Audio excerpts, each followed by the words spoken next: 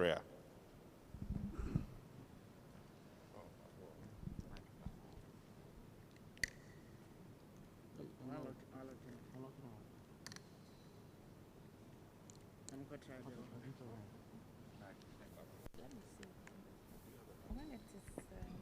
Rev, you can check the other mic.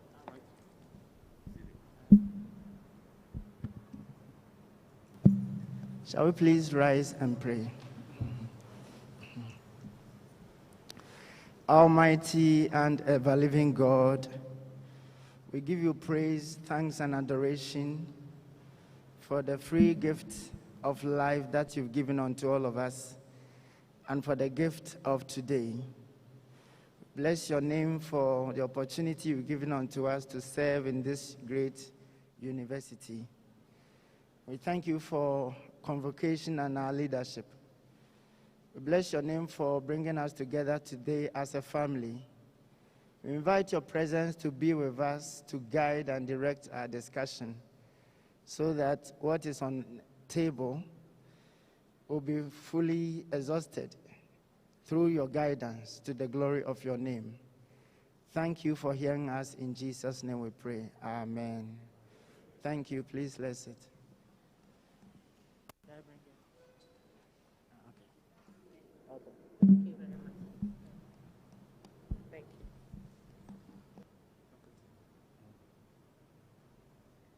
Thank you, Reverend Doctor.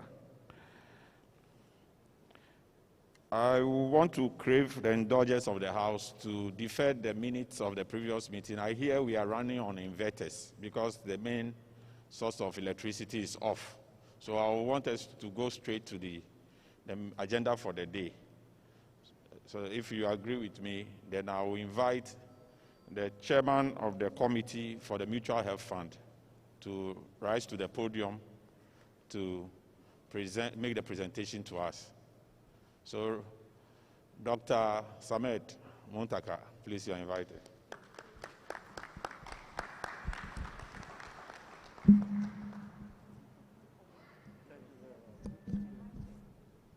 I will also beg those at the back to try and come to the front a little bit. Because Tech TV is here, is doing some recording, so it will not be nice if there are so many potholes. Thank you very much for obliging.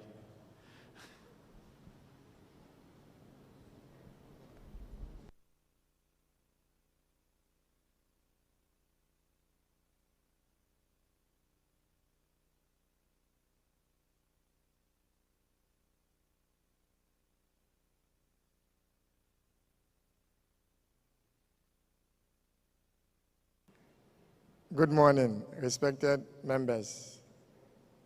It's always a pleasure and an honor to stand before you to make a presentation of this kind.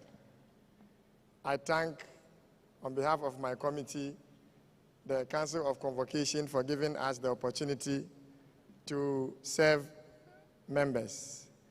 The committee members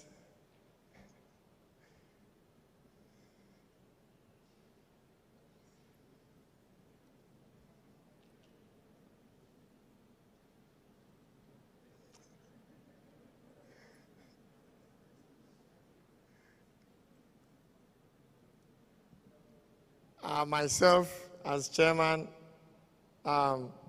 Professor Chris, Professor Epiej,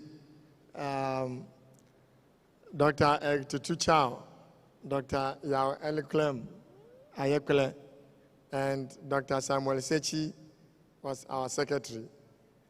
Okay, so the outline of presentation, I'll make it snappy because we have Dr. Emmanuel Duya.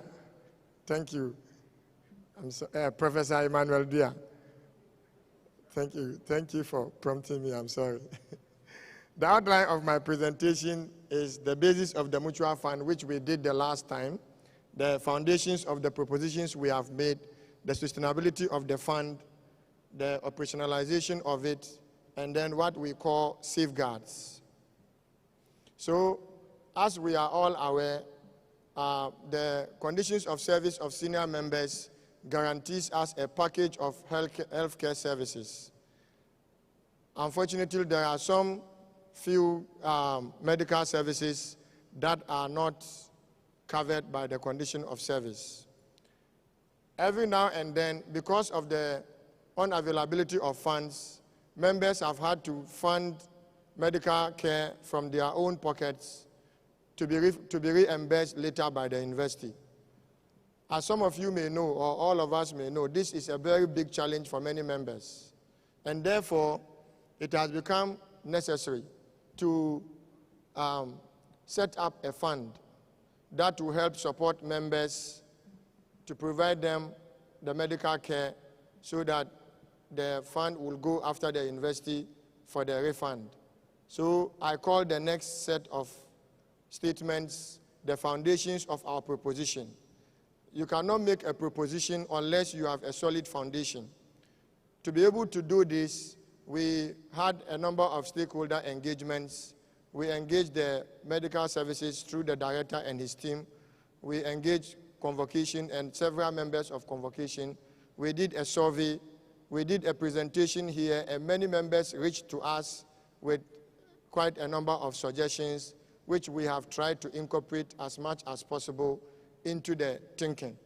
So we are proposing 5 things: that a mutual fund be set up, and we are respectfully here to seek your mandate for the setup of that through the Council of Convocation. That the fund shall be for all senior members. Members are to make monthly contributions of 150 Ghana cedis for a maximum of 3 years. And then there's a 1-year gestation period, and we propose a 3-level structure for managing the fund. So we have the Operations Committee under the direct supervision of Council of Convocation, and then the management and investment of the fund will be directed by the GOS board. We thought of the GOS board, and the last time we explained that because they are already managing our pension, they are already in the field, and then they can help us invest this. And as enshrined in our condition of service, 1 spouse and up to 6 children benefit from this fund. So what is the foundation? Currently, we have 1,241 senior members. This is us at February of this year. There have been some additions, but we have not taken those ones into account. And so we are saying that if everybody pays 150 Ghana, we are going to raise a total of 186,150 every month. If you multiply that by 1 year, we are going to get 2,233,800. Now, if you look at the medical records available, it suggests that medical refunds have averaged around between 300,000 and 800,000 between 2015 and 2020. It means that we can fairly guess that the amount that we need to work with should hover around 800,000. And therefore, for most of the computations we did, we used the upper limit of 800,000. So what we did was that we looked at a growth factor of 1.64. That is to say that year on year, we expect medical claims to be growing by 1.64. Now, in the period, if we were to just drop the 800,000 into an account that is even paying us 10%, what we tried to do was to look at what will be the return in 10 years. And so we calculated the future value of the 800,000, which is the upper limit, for a period of 10 years. And we got approximately 2,074,993.97. So the basic assumption is that for the fund to survive, we need this amount to be sitting in the account almost every time. If it is not sitting and like us being there cash, it should be an amount that the fund has, that it can rely on to support members. So we are not envisaging a situation where our account balance is always showing 2 million. But for the fund to survive, we need 2 million plus in it. So what gave us hope was that if we had this money and we were investing it, we could sustain ourselves. But the advantage we also have is that between 70 and 80% of the medical expenses that we will incur through this fund will be refunded by the university under the condition of service of senior members. So that means that in good standing, you begin to enjoy the benefits should anything arise after the 1 year. And we were playing with scenarios. What if something happened and membership dwindles, or there's another embargo on employment and therefore there is stagnation? So we decided to look at an approximate number of 700 senior members, assuming we had reduced for any reason to 700 senior members. That would mean that for us to be able to have the 2.2 million plus in the account, members will have to be able to contribute for 2 years. So we thought that in that case, why don't we make the upper limit of contribution 3 years, so that beyond the 3 years, there is no more contribution, because the investor will be refunding what we are taking out, most of it, and then we will also be investing the fund so that it sustains itself. So that also formed the basis for our proposing 3 years. Now, we are looking at some of the things that we need to pay attention to be able to sustain this fund.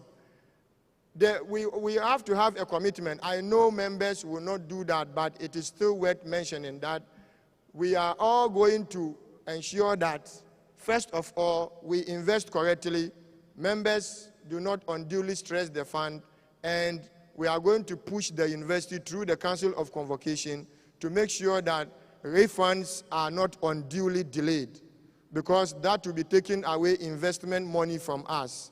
The longer the university keeps the money, the more the money will not be available to us, and we think that that is something that is worth noting. And for every member to love this fund and to want to be a part of it and continue to be a part of it, the last clause is extremely important.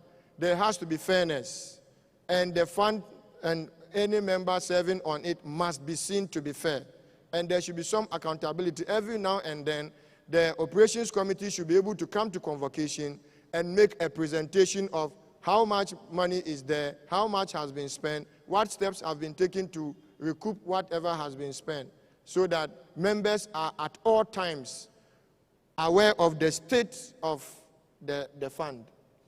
We looked at operationalization of the fund. How do we bring it into fruition? We are saying that actual deduction, that is if it is approved, should begin in January. And that will give us a clean year, January 2022. And we are looking at convocation activating the 3-tier management structure. And then Council of Convocation needs to set up the operations committee by January 2022, because they have to begin to open an account, they have to begin to get the money from the university, they have to start investing the money through the GOS board. And we are also saying that members can make direct contribution to it, either through payroll or through their own pockets.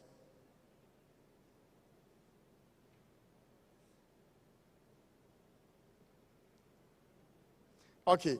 We proposed an operations committee, and we tried to spread the membership in such a way that the committee has a wide range of skills. So we were looking at a chairman appointed by Council of Convocation, a medical officer selected by Convocation, a lawyer selected by Convocation, 2 members selected by Convocation, but we proposed that because they are 2, definitely one should be a woman, so there's a balance. We are also looking at 1 person with knowledge in actuarial science or a related field, and somebody with knowledge in accounting and investment or a related field. We believe that with this skill set, we are going to have a committee that understands all the intricacies of finance and medical care. And then they will be able to bring the legal perspective when the need be, to ensure that nobody's right is trampled upon, nobody's medical condition is overlooked, and no investment opportunity is lost. That was the proposition. And we were proposing that from time to time, the operations committee should be able to come to convocation and make suggestions for amendment to some of the steps that will make the fund work better, except that we are also proposing that any time what they are proposing will change a provision under this fund, then it has to be a decision by the general membership of Convocation. It will not be a decision that Council of Convocation alone will take, because it's going to change something fundamental in the fund. The mode of access, we are saying that a member shall be deemed to qualify to benefit after 1 year, that's 12 months contribution, and the fund shall cover all costs, including dentures, hearing aids, and artificial limbs. We are also saying that there should be an application so that the process is formalized. Everybody understands what is involved. You pick a form, you complete it, you submit. And we are saying that the operations committee must return a decision at all times within 12 hours or latest 36 hours, depending on the medical condition. And requests shall be through filling of forms. And we are saying that, yes, medical expenses generally exceeding 3,000. For that one, it will punch a hole in many pockets. That one, you can apply for upfront money to go and have the care. Below 3,000, if you can foot it and have a refund, that is welcome. But what we mean here is that anytime the money goes beyond 3,000, it means you need the fund badly, so that it doesn't punch a hole in the pocket. But below that, many of us can afford and claim it later. That's what we are looking at.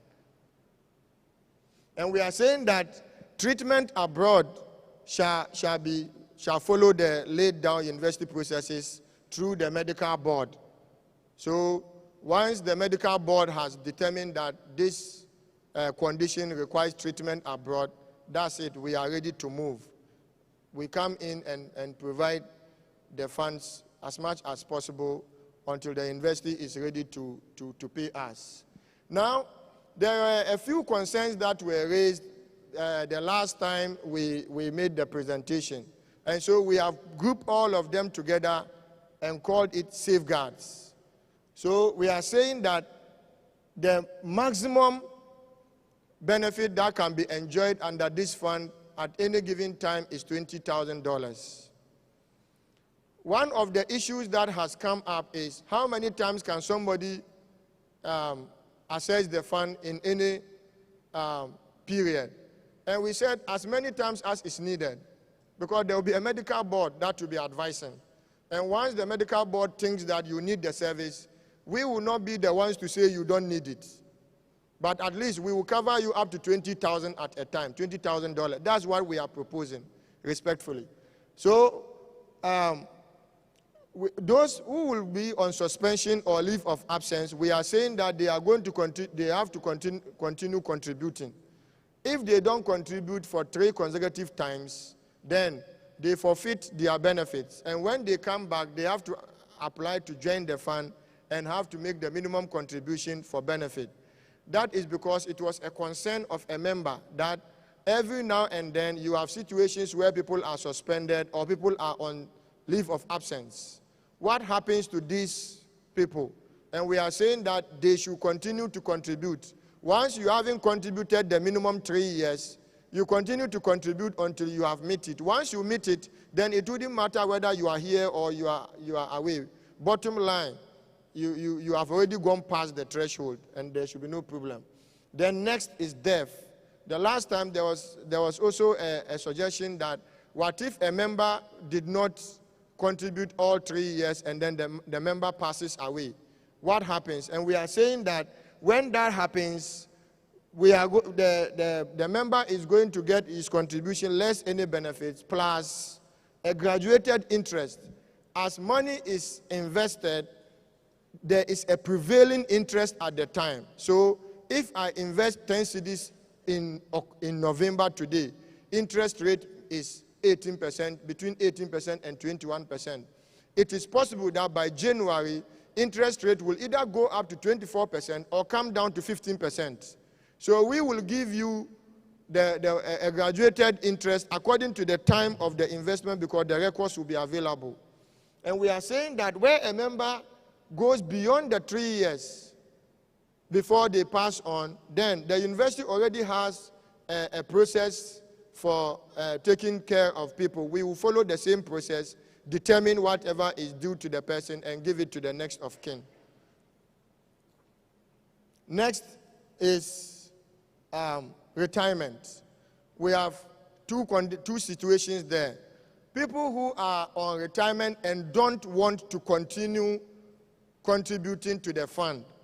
We are proposing that we pay them a severance package to be determined by a formula that will be developed by the Operations Committee and then approved by the Council of Convocation and paid by the GOS Board. In the event that the member does not contribute the 3 years before they retire and they don't wish to continue contributing, then we are saying that the member shall be paid their contribution less any benefit they have accrued, because they haven't gotten to the minimum threshold where they will enjoy forever. Then we have resignation. In the case of resignation, we are saying that as soon as a member resigns, their membership is deemed terminated, and therefore they are going to be paid a severance package based on the formula that will be developed by the Operations Committee, and the package shall be based on their total contribution less any benefit they have enjoyed. So in calculating that severance package for them, we are going to take away, or we are proposing that every benefit they have enjoyed is taken away first before the severance package is put in, because it does make a lot of difference. As for dismissal, we are saying that it is not the person's fault, or if it is the person's fault, bottom line, will pay you off based on the formula that will be determined. You will be paid off because you are no longer in the service of the university. I left this last because it is our hope that no member withdraws from the fund. We envisage that in strength is numbers. In numbers is strength, sorry. And therefore, but any member who wishes to withdraw from the fund will have to do so in writing. That's what we are proposing. And should give a 3 months notice, because obviously something has to be calculated for you, assuming you have been part of contribution, and it has to be given to you. So we are saying that you are going to be given your full contribution less any benefit that you have enjoyed in the time that you were with the fund. I'd like to conclude this presentation respectfully with a quote I adapted from Neil Armstrong. And Neil Armstrong says that the beginning of everything beneficial is small, and it always appears as though it is a step for one person, but it almost always ends up being a giant leap for mankind. Thank you very much.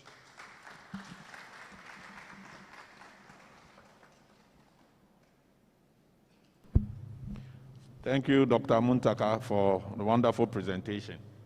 We'll open the floor for questions and explanations or suggestions.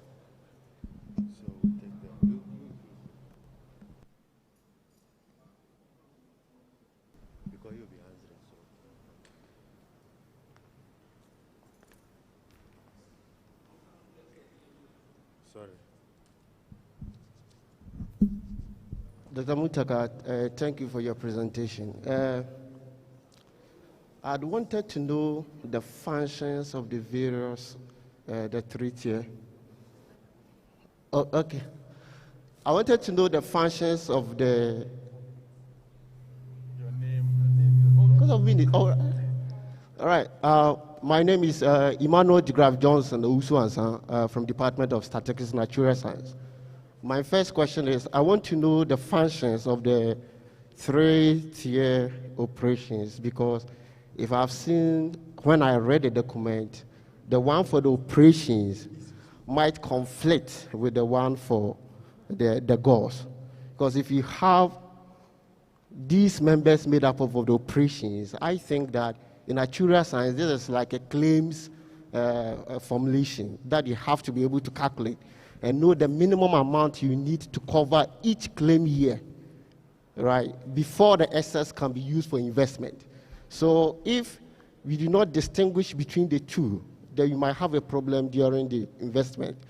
Then the second one is there's a termination point of the contribution. And I think that when it comes to actuarial science, if you bring in a termination point, then we are going to have a problem, because there is some point where people can withdraw or some can leave and so on and so forth. That can create a shortage. Remember, investment doesn't accrue within the shortest possible time. So I will propose that if that is the case, then after the third year, there should be a reduction in contribution instead of a total termination, right? If we do that, then in the long run, we are going to have a big problem. Okay, thank you very much. His first question is about the functions of the different tiers. In respect of, first, the overall control and supervision of the fund is in the hands of the Council of Convocation. Council of Convocation is in control and they will supervise the fund. When it comes to investments, advice will be provided by the GOS board on where the funds should be invested, because they are managing our pensions and they are familiar with some of the investment opportunities. That's why they are there. The operations committee are responsible for receiving applications on a day-to-day basis and then indicating that provide money for this. So they will make recommendations to the GOS board for payments. So each of them has their own responsibility. Council of Convocation is supervisory, so they are up there and they are not going to be mingling every day into the operations. It is the operations committee that will be responsible for making sure that when members apply, they sit on it quickly, they pass a judgment, money is provided, and then we move on. Yes. And then on the issue of actuarial analysis and looking at the termination point and the fact that the funds can run out, that is for ordinary funds. These are not ordinary. The reason is that if you look at this particular one, almost every expenditure that we incur, we are sure that we are going to get between 70 and 80% of it back based on the condition of service of members. So, for example, I have a headache and I spend 2 cedis. I am supposed to go through the process to get the university to refund that 2 cedis to me. So even though the fund has provided that money, you are going to complete the forms and give to the fund, and the fund will chase the university for the money. We know that the university may say, of course, everybody knows what is covered and what is not covered. The university can say, oh, this is not covered, so we are paying this much. Already you are a member enjoying full benefit under the fund. So the operations committee is supposed to go after the fund wherever the ailment is covered. And for those ones that are not covered, that's where the investment will be taken care of. So we don't need to continue contributing, because that contribution that we should have been doing are the refunds that the university will be giving us into the fund. So it goes and comes back. Yes. Okay, great. My name is Eric Osumensa, Full Science Department. I have 2 quick ones. First one, the gestation period of 1 year. I mean, as a layman who wants to enjoy, is it possible it can come down to 6 months? I'm just thinking about it. And then my second one, you mentioned accountability. So at what point will the committee give us audited report? I mean, you have to state it, if it's yearly or 6 months, so that we know what we are doing. Thank you. Okay. Thank you very much. The issue of the 6 months have been raised before. But if you look at how much money we want to have in the fund before we begin disbursement, it takes us to the 1 year, because you don't want to start something and cripple it before it is strong. So, and then on the accountability that you talked about, our sincere hope and belief is that Council of Convocation will mandate the Operations Committee to give us regular updates, either through them or through a general forum like this. Well, I expect them to give them that, because they will be appointing them. If we went ahead to propose that, our feeling was that it was going to look like we were doing the work of Council of Convocation. Thank you for that beautiful presentation. My name is Richard Buama, KNUST-TEK Obuasi campus. You told us that we have to make a monthly contribution of 150 cedis. If one wants to make a one-off payment covering the entire period, that's 3 years, it sums up to 5,400. Is it possible for one to make such a payment? And what will be the implication of that? Will I be able to enjoy the benefits after that? The investment is supposed to generate further funds.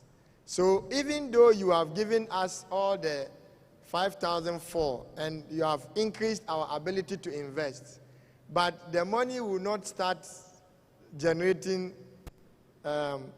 revenue immediately you give it to us. So it would be wonderful if members could contribute all at a go, because then that will allow us to invest big time.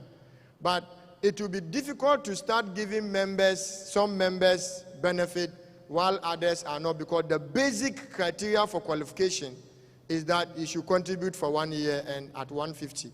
So if I contribute at 150 and somebody contributes all the 5,004, technically we are the same. The person has provided more funds, but we are the same because none of us has violated any condition. And so it will not be right to give one a benefit and then deny the other the benefit. So we held that everybody must cross the 1 year before benefits can accrue. Thank you. I'm Daniel Kumijan, Registrar's Office. The beneficiaries, you mentioned the contributor, his or her spouse, and then 6 children. Yes. Do you have an age cap for the 6 children, or they can benefit as long as they live? We have indicated that the operationalization of this fund is going to follow the university's procedures. So, fortunately, I'm talking to a very experienced registrar. And so, we know that the university has a point where you are no longer considered as a child. And I think it's 18 years. So, we will do same.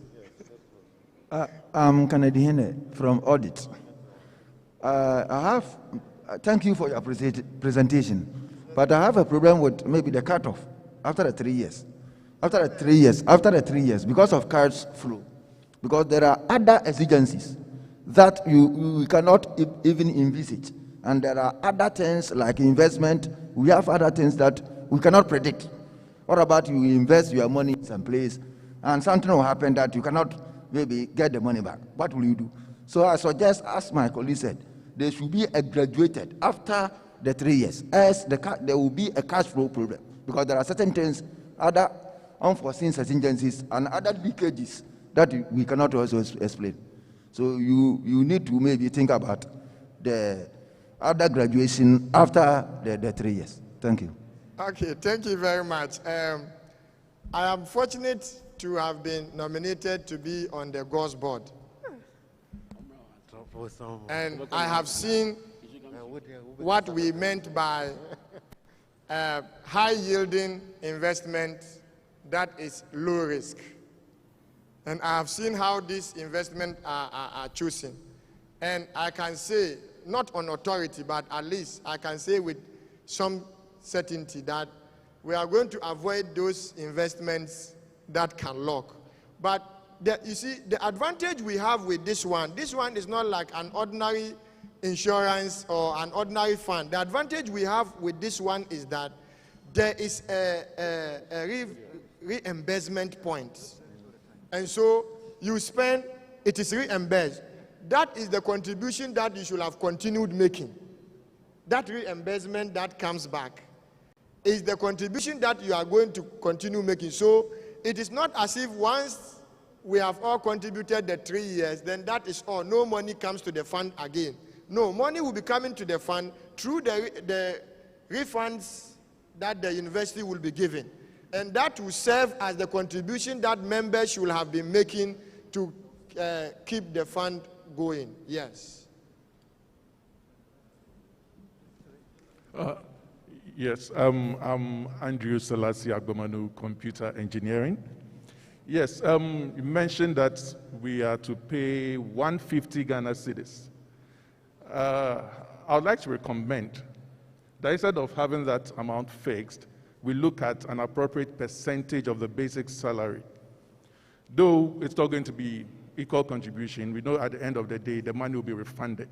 So I think that will help the fund build much more quickly, and we don't have to come back and negotiate the contribution amount again.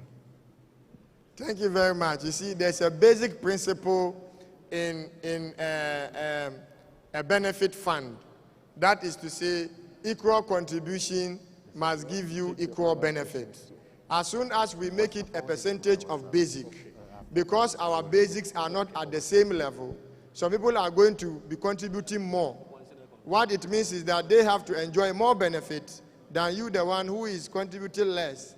But at least if we all pay 150, then it wouldn't matter whether your basic is 10 times mine. We all paid the same amount, and therefore if we are taking the same benefit, it is legitimate or justifiable. Okay, thank you. Kwabinampong, Finance Office. Mine is on the 3-tier, still on the 3-tier system.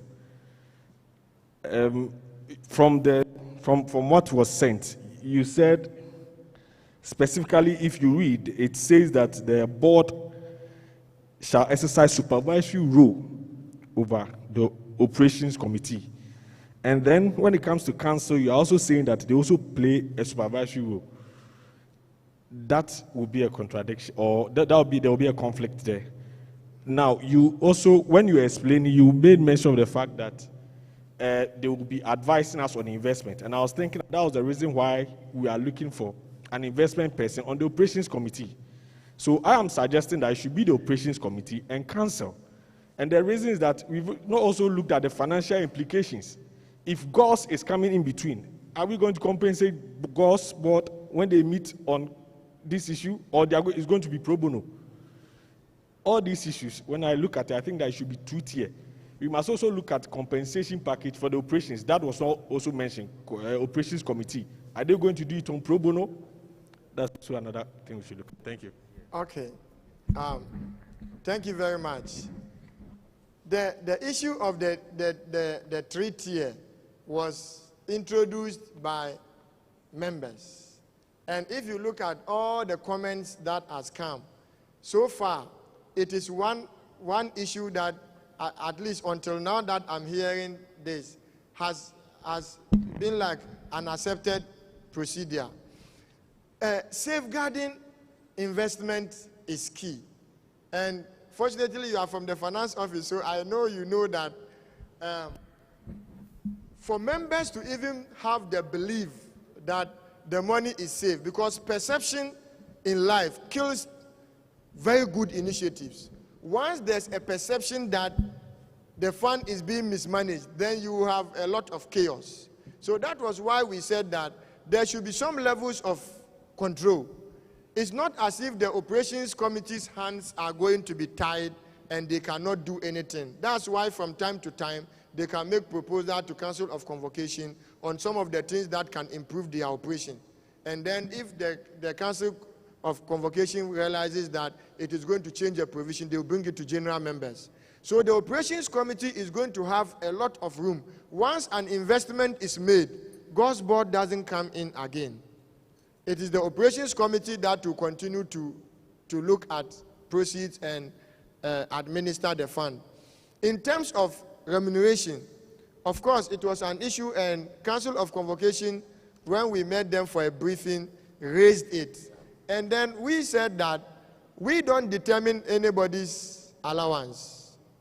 Council of Convocation can look at what pertains now to they themselves as Council of Convocation, and then they can make proposal to general members on what the remuneration or whatever should be for the operations committee. As for GOS, there will be no need to pay GOS because we are already paying GOS. You see, the GOS board already has some instituted allowance by council, and therefore we won't need to pay them again. Mutaka, can you show, put it on the slide for me where he's talking about? Can you go to the structure? Yeah, put it the there. The slides are up there. Yes, yes. What, I don't have control. Where the goals and other things are in. We can refer to No, I couldn't access it from my phone. Please go to the 3-tier. What?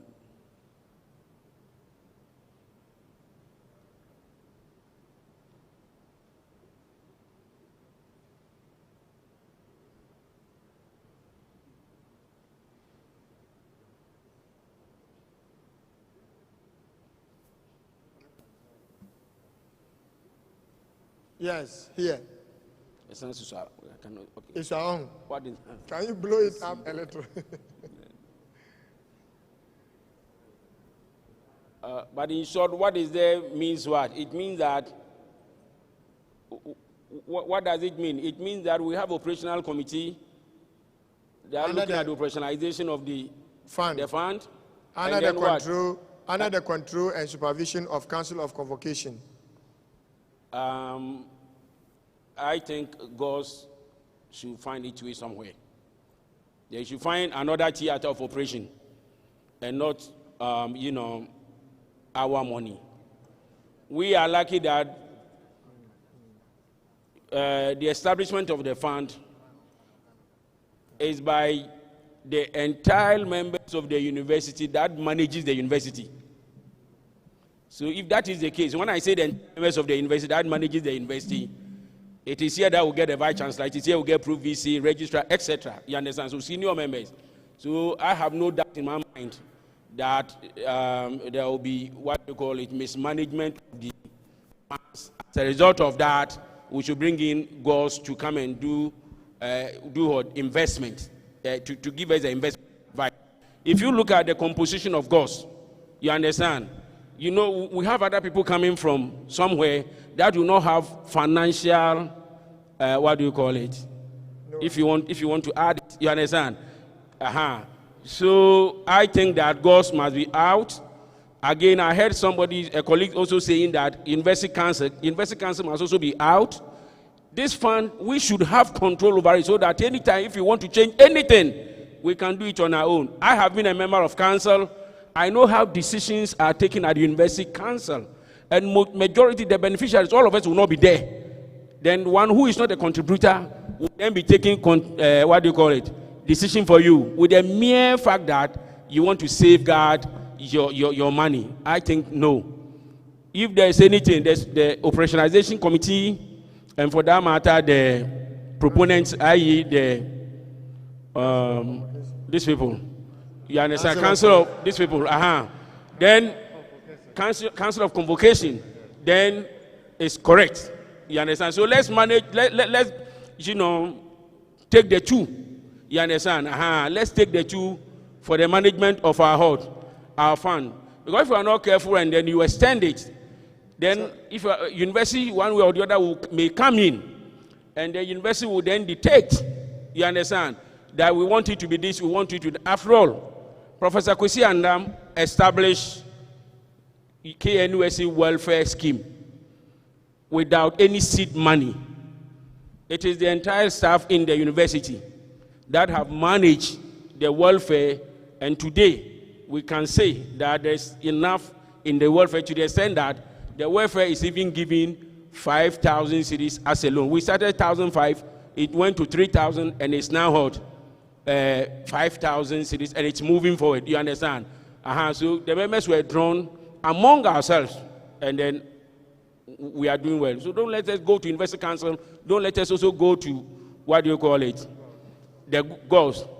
University Council wasn't proposed. So no, I heard somebody saying here. Of course, we are a committee, and we are here, and we can. What we are proposing is not cast in stone. If 2-tier is what we all want, we can. I said, if 2-tier is what we want, let's listen to others, and then we will see whether 2-tier is what we want or the 3-tier, and then together we can decide. Okay, yeah. I don't know if there will be room, but I have seen what I don't like here, because it seems we did not see any of the management, the hierarchy, the top hierarchy here. But when it comes to issue of deduction, there's trouble there. And once they are not here, how do we address? Should we address it, give it to Council of Convocation, and refer to them for their consideration, or what? When it comes to issue of deduction, because we have not seen any of the hierarchy here, so that we'll be able to, articulate. I think that what happens is that when there's a meeting and everybody is invited, if you are not able to go, the decision of those who are there is binding on everybody. Yeah, I have raised this issue simply because if they were here, we would have asked them, would they have a problem when we have been paid? Our deduction will go with our payment to the so that we can invest it. If they have any problem, they should let us know. Other than that, this fund, once we are paid, the deduction must go in tandem with what? The payment, the salary. I think they were here the last time. This was part of the presentation, and I am sure they have taken note of it. Yes. Last contribution. So, why are you forcing me? Okay. No, others are waiting. No, but we are here. We have not finished the meeting. Yes. No, my third. I am coming to the Council of Convocation. Council of Convocation. We have not seen your activities for the year. You have not reported to us. Even what's it? You finish your point. What do your activities about? Oh no, this one is not here, but I'm putting it to you so that you answer. Other than you give me opportunity to ask that question. Ask the question, we'll answer you. That's finished. That's not maybe. Okay, it will be fine. Right, thank you. Yes, Prof, just for your help. Yeah, thank you.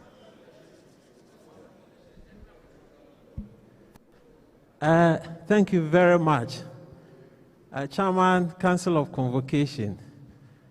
I would like to congratulate my colleague, council member, Dr. Muntaka, for the presentation. But I must place on record that history is very important. And sometimes we get into difficulties when we ignore history. This thing that we are talking about is new. If you all remember, 2017, Council of Convocation mooted this idea. At that time, we called it Health Insurance Scheme for Council of Convocation. A lot of presentations were made.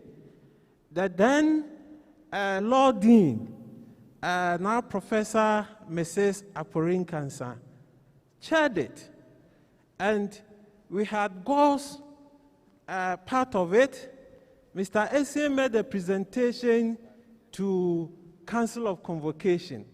A number of issues came up and they were kind of addressed. I'm not sure how this committee perhaps had looked at that document, the recommendations that there were, and how it's being put in, because a lot of the issues that are coming out now came out. Some people even ask that, assuming I don't get sick at all through the contribution, and I'm going, what do you do?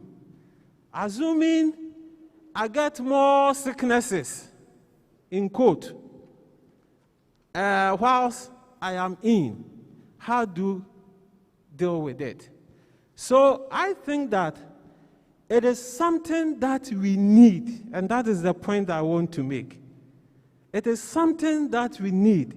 This health, mutual health or health insurance, whatever we call it, it is something that we need. And therefore, we need to make the decision that we want to have it. As for the operationalization and what goes into it, time will certainly help us to really come to that. The quotation he ended with, for me, sums it up for us. It was a small step, and that small step, as you go along, will grow to become a very big one. And this is where it is essential to really recognize where we have come from and where we are now. Now, going on to Chairman Charles Atter's point about council sitting somewhere and maybe God sitting somewhere, we don't have to forget that Council of Convocation, and I have always said it, that we have downplayed it. It should be the most powerful body in this university, because that body is chaired by the Chancellor of the university. If you go into the statute, this meeting should be chaired by the Chancellor, which is Otumfuo. In the absence of Otumfuo, then the Council of Convocation chairs. So that means that you cannot actually do anything and say that the Council of the university cannot be part, and for that matter, we should go away. How have we even engaged Otumfuo on this issue?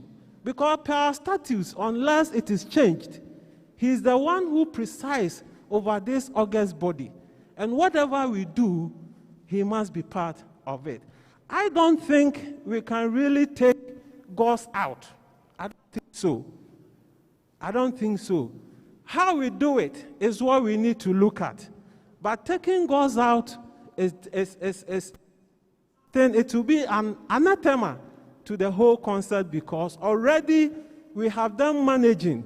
In fact, one thing that I'm even going to question is that GOS is supposed to make a presentation to Council of Convocation about our finances, how our monies are being used. GOS has to make that presentation to us every time. And therefore, what we really need to do is, if we are creating this mutual fund, it is important to let them manage it so that in a way we can get them contributing. On this note, I would like to thank you and say, please, let's get this done. Thank you very much. Thank you very much, Prof.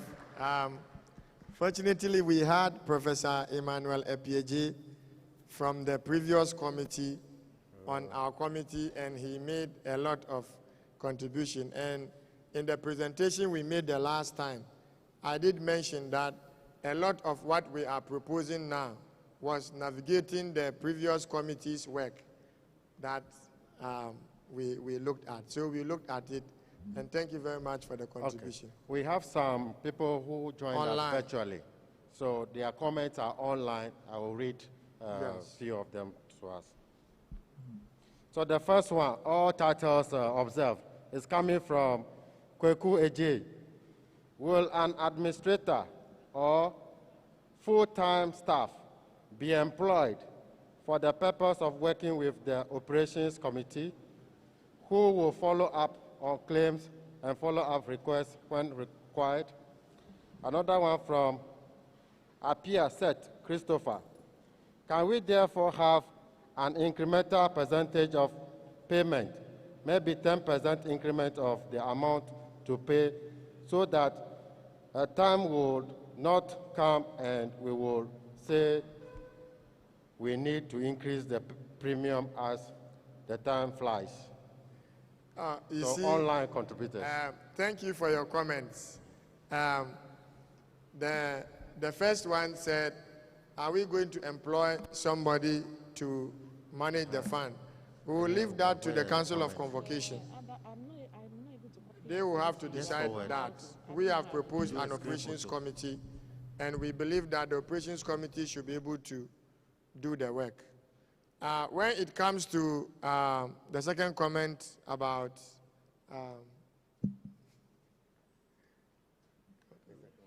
increment at 10%.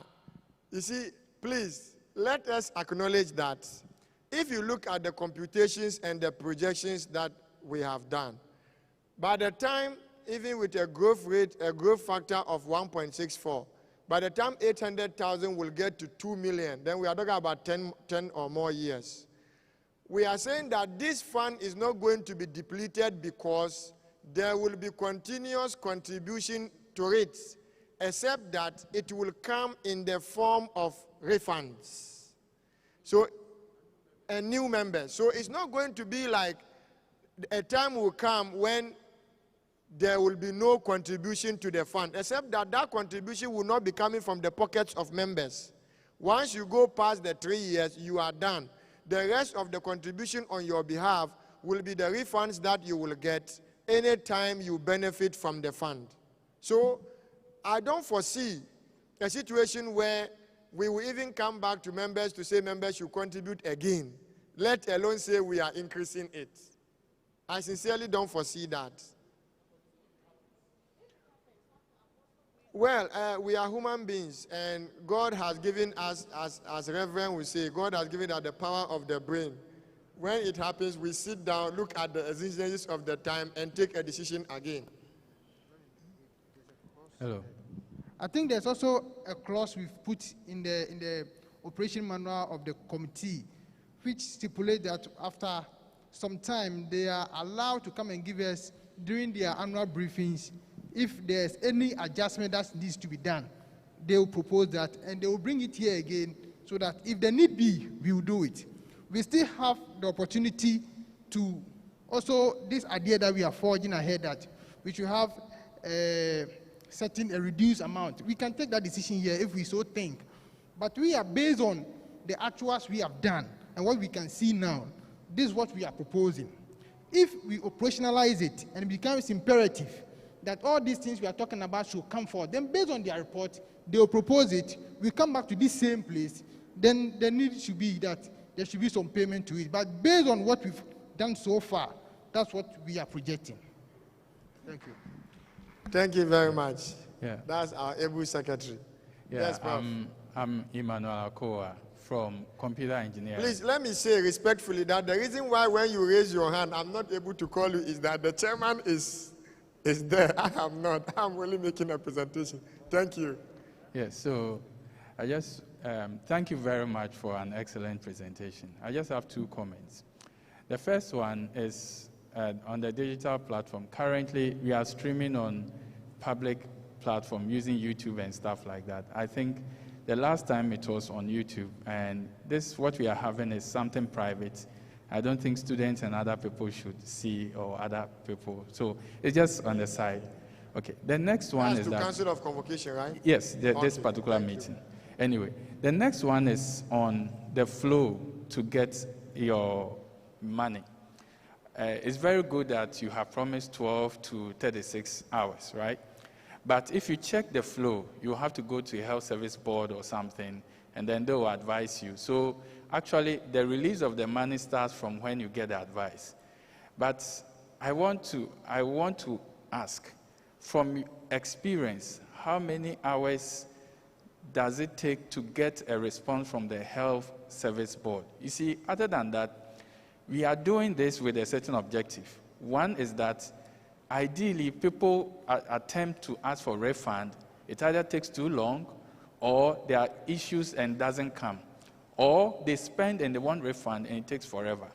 So if we don't take care, even though we have a very good intention that you want to do the refund in 12 to 36 hours, but there's a certain stumbling block or there could be a stumbling block, which is that committee or board that meets to decide on your fate when you really need help.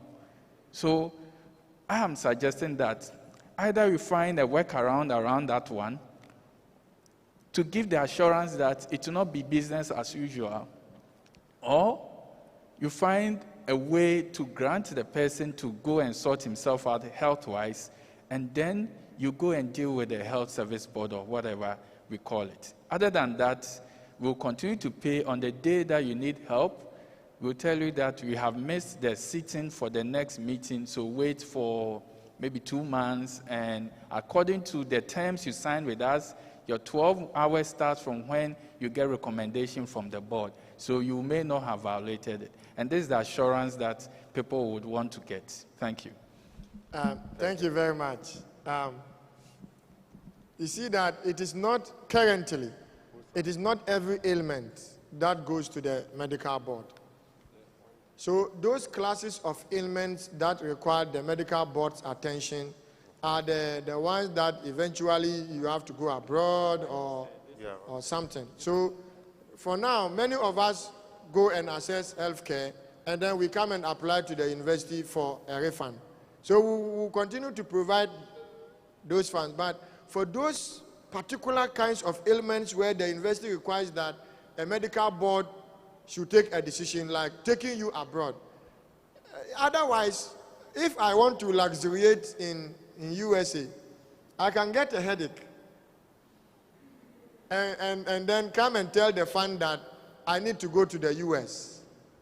But the medical board will now look at me, assess it, and say, you know what, this, and that's why we are saying the medical board will come. So it's not as if when there's a critical condition, I'm not part of the medical board. I don't know if anybody is here, but I know they are able to take decisions within 1 hour when they need be, depending on the kind of ailment that is there.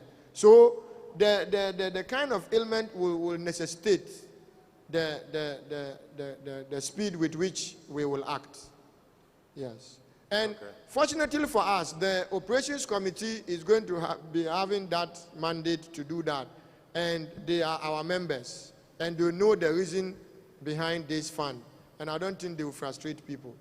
If they do, we'll come back and adjust their operations. Yes, we'll come and lock certain things. Okay. Yes, sir. Okay, Chair. Sinamutaka, thank you very much. Please, Chairman of Conversation says he wants to add something. Fortunately for us, we also have a member of the Council of Convocation always represented on the medical board. And so if issues like that crop up, that member might have to prompt the medical board to act swiftly. And fortunately, we also have a Director of Health Services here, if he wants to pass a comment on that. Give us some assuring words.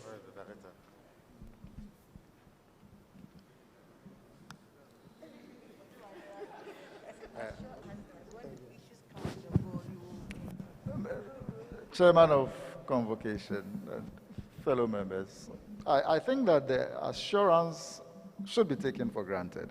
In terms of the governing of the health services, it is by the Health Services Management Committee, of which there is a member from Convocation.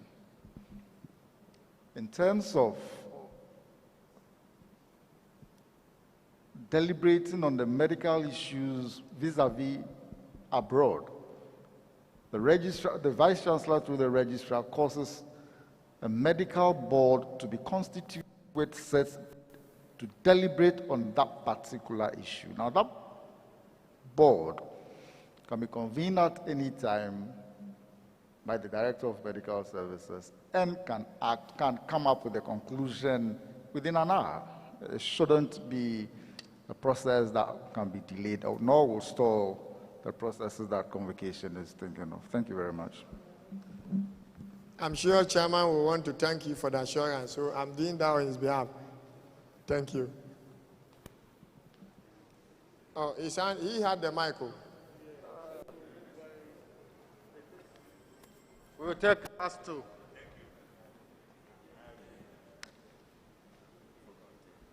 Okay, thank you very much, Senator Muntaka and Isaac Ochri, Department of Surgery. I realize that the maximum benefits from the fund should be $20,000. I don't know the role that the fund will play if there's a medical service that goes beyond $20,000, whether it's going to be the board, refer back to that.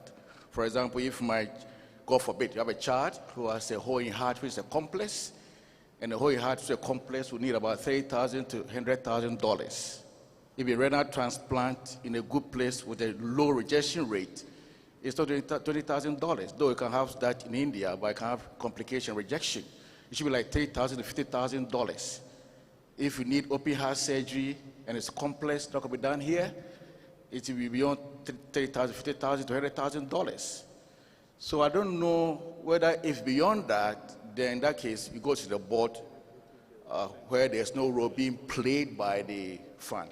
The second thing is I don't know for the operation team, whether there will be a role for the medical director or Data Health Services or the board, whether the two of them, whether they should be part of the operations team. Thanks. Thank you very much. The maximum is not 3,000, it's 20. 20,000 at a time. $20,000. So I know the situation you described, though because of your profession, you may be seeing it often, but for us, there will be outliers. There will be outliers, normally outside the control limits. So we will leave that to the operations committee to look at it. The medical board will advise, and the fund will take care of that. You know that we said at a time. No. So what it means is that you can get it This is for the people. a number of times if need be. Yes, based on the assessment of the medical board. So we can provide an upfront 20,000 while the processes are complete, and then it shouldn't be an issue. I know there are outliers, and we are not going to see many of them. And then the medical, you said the medical director. We have a slot for a medical officer. The reason why we intentionally left that for the selection of convocation is that convocation will be minded by the fact that the director of medical services is there or his rep, because sometimes the director may say he's too busy. And that's why we didn't want to limit it to director. Otherwise, we'll give ourselves problems. Yes. Okay. Thank you. The last one on this subject. TEK TV, please kindly put the link back. Okay. Thank you very much. I think part of it, because my confusion was with the 20,000. So it's a one-time limit, but somebody can claim it multiple times. Yeah. Okay. Come again. Yeah, so yes, I still have a little challenge understanding that that will be sustainable. When people have issues, yes, I trust the data and the analysis and all of that, but if there is no limit at all to the number of times, which means once somebody finishes paying for the 3 years, they can keep, if they are 5, I'm giving a scenario that I hope it doesn't happen. There are 6, 7 members of a family who have peculiar issue, and so they have huge medical expenses, which means we are going to be sustaining them through the fund. And if it happens that most of those monies are not refundable, because all these talks we are basing on refundable, we are not considering the difference between refundable and non-refundable. Are we still going to be able to sustain it? I still have my doubts, even though I trust the data. Thank you. Please don't have doubts. You know, in forecasting, you have assumptions. But in planning and control, you look at the upper limit and the lower limit. And then you are convinced that there will be outliers. And the idea is that you go for treatment. And our belief is that if you are treated, then the sickness shouldn't be repeating and for you to be consuming the money again and again. And therefore, fortunately, the surgeon is here. Once the hole in the heart is covered, the heart must function correctly. Chairman of committee, Prof want to add a little to your submission. Yes, please. Thank you very much. In a way, I believe in anecdotes a lot, very practical experiences, and he knows how I do share them. The question my colleague had actually asked is really valid, and it happens. You remember I shared this story of my daughter who was pushed in school and had amputation. She was just 13 years when she had amputation. The whole arm is not there. She's my daughter. I'm still part of the university. And therefore, we have to service the whole prosthetic, arm prosthetic. The last time I had a discussion with director, for example, that now that my daughter is getting to 18, she's coming to the university, God willing. She gets 18, does she lose the benefits of that?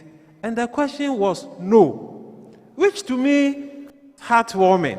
So that means that now she's gotten to a stage whereby the kind of prosthetic arm that she has to wear perhaps has to be at a certain, maybe, class or level, so to speak.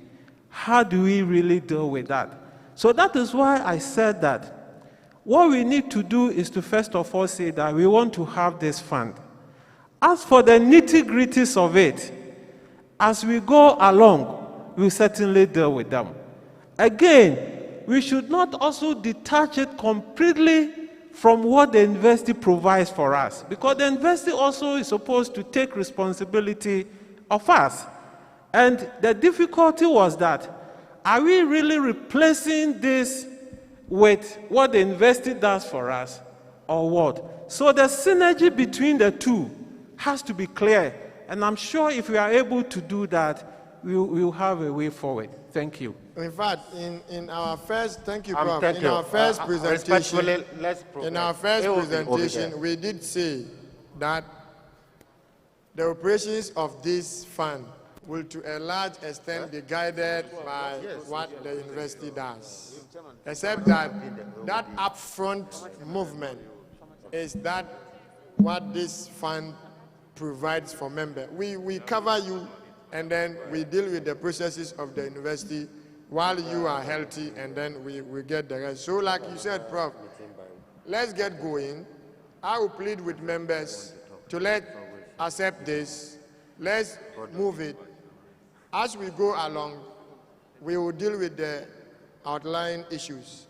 I have a firm belief in my heart that this fund will not run out. Thank you very much.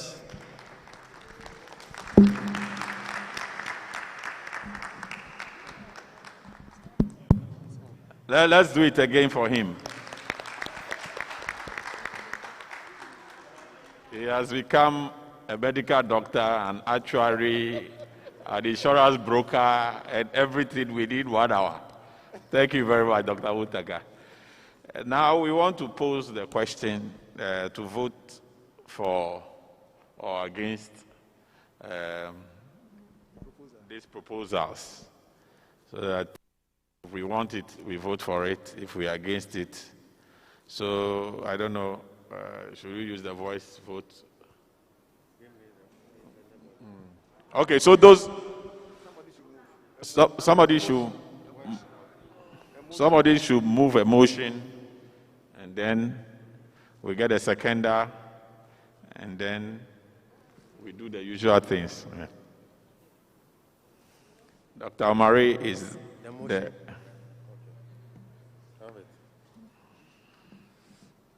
Yeah, so I, Eric Osumensa, move that the House accept this mutual fund. Thank you. Thank you. Seconder. Have you taken the name? I, Daniel Opoku, second. Thank you very much. As many as are in favor, you should please put up our hands. If there is any contrary motion. Okay. Is there any contrary motion? Is there any counter motion? Is there a contrary motion?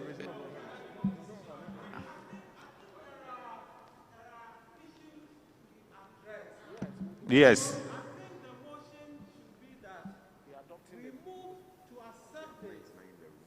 We move to accept this mutual fund subject to all the concerns that have been raised by members, yes, to make it a workable fund. Thank you very much. Thank you.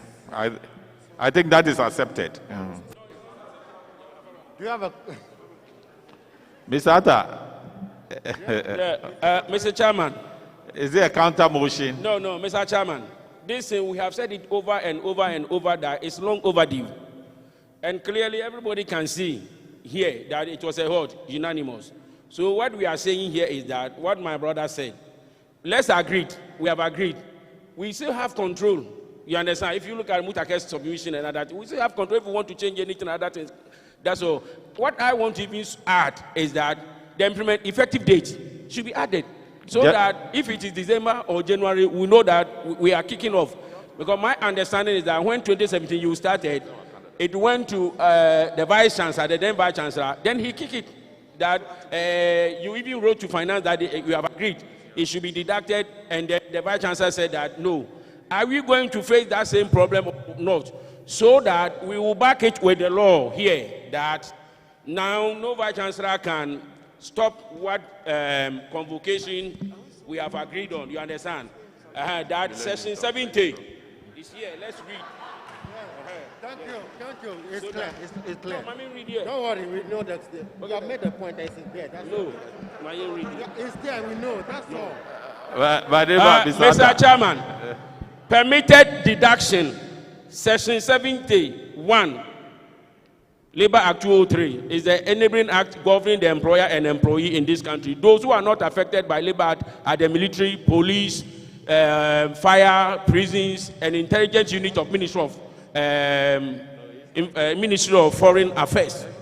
Everybody, you are here. And so 71, an employer may, with the consent of the worker, make any of the following deductions from the remuneration of the worker. A, any amount due from the worker in respect of contributions to any provident, pension, or other fund or scheme agreed to by the worker. Finished. Thank you. Okay, thank you. So thank you. Thank you, so the Professor. Motion stand. Yeah, thanks for the contributions that have just come in. All the points that have been made, they are well noted and they'll be taken care of. So there's no fear at all. So I still want us to do the counting. So those in favor of the motion, please let's put up our hands so that we can do the counting. Effective date is January. I think that was what was proposed. Yeah. Okay. Those against, thank you. Those against. So unanimously. So it's a unanimous decision. Thank you very much.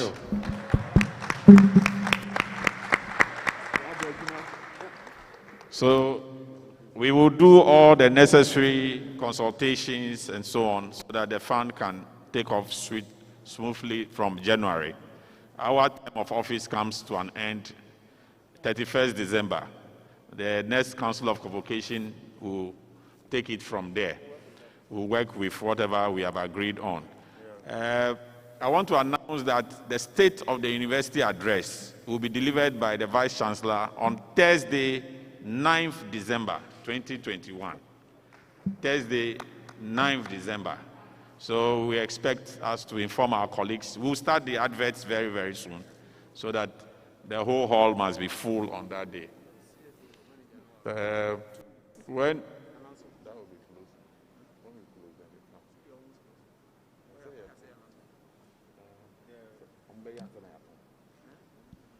okay. Okay, I hear the CFAO, they are here. We want to give them just 2 minutes to talk about some products they want to sell to introduce to the investor committee. They do that in 2 minutes so that we can wrap up. The way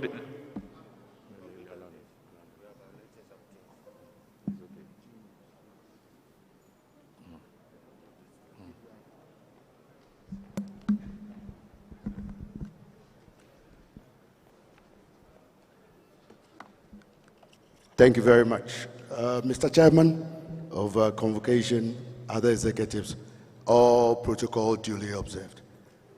Thank you very much for this opportunity.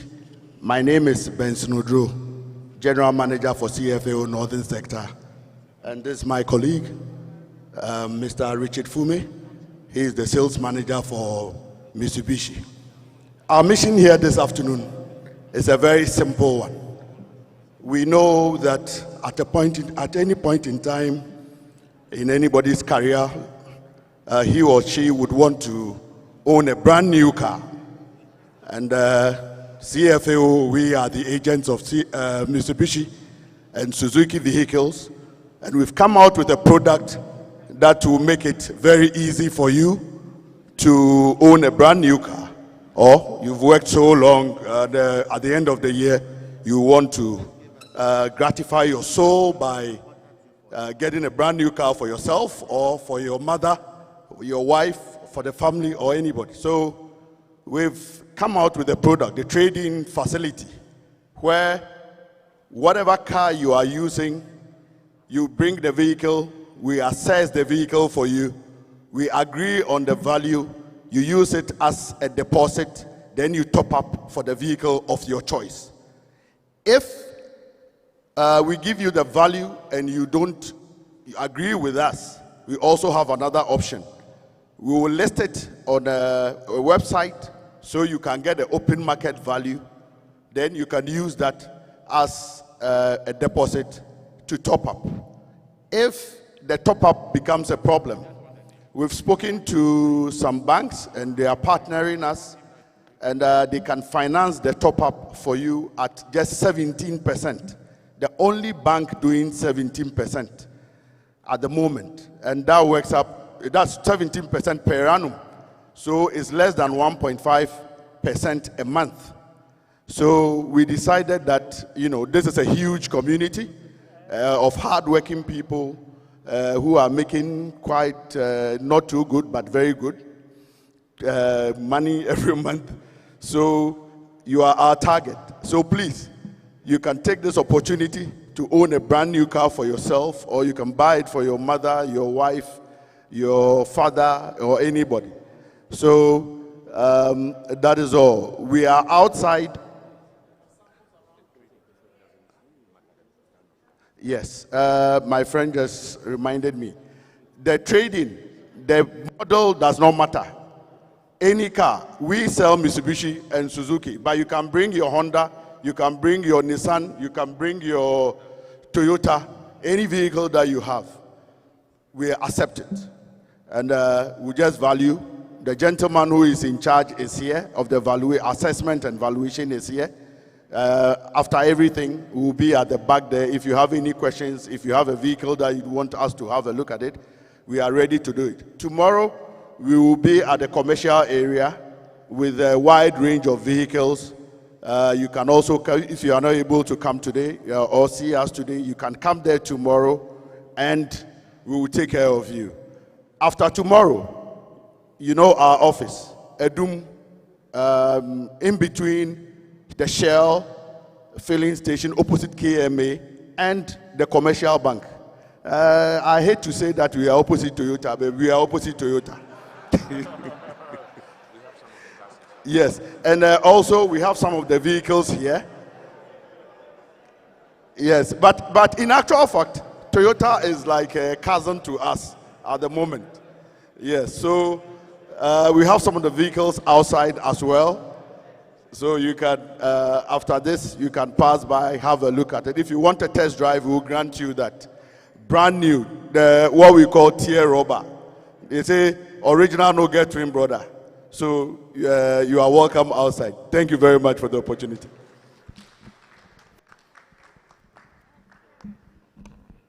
Okay, thank you very much. We want to end by thanking members of the Mutual Health Fund, the committee, for a yeoman's job done. If they are, I know they are here. If you are here, just rise. Apart from Dr. Muntaka, the rest of you, rise so that we can acknowledge you. Thank you so much. We also want to acknowledge that this thing started from my predecessor, Professor Asasi Opon's time. So we want to acknowledge that. And we are so sure that the next Council of Convocation will work hard to see to its smooth implementation. Today happens to be the deadline for nominations for, I hear it's 2 o'clock. So those who are still interested to file their nominations, 2 o'clock nominations end for Council of Convocation, and also our reps on the University Council, both professorial and non-professorial. So those who are interested, don't go beyond 2 o'clock. You can pick your form and file for the position. We want to thank all of you for the sacrifice you have made. We know your scripts are still being marked, and you have left all that, you have spent all this time. We want to thank you so much for your presence and your support. God richly bless you. We want to end by inviting Very Reverend Dr. Frimpong Wiafi to lead us in the closing prayer.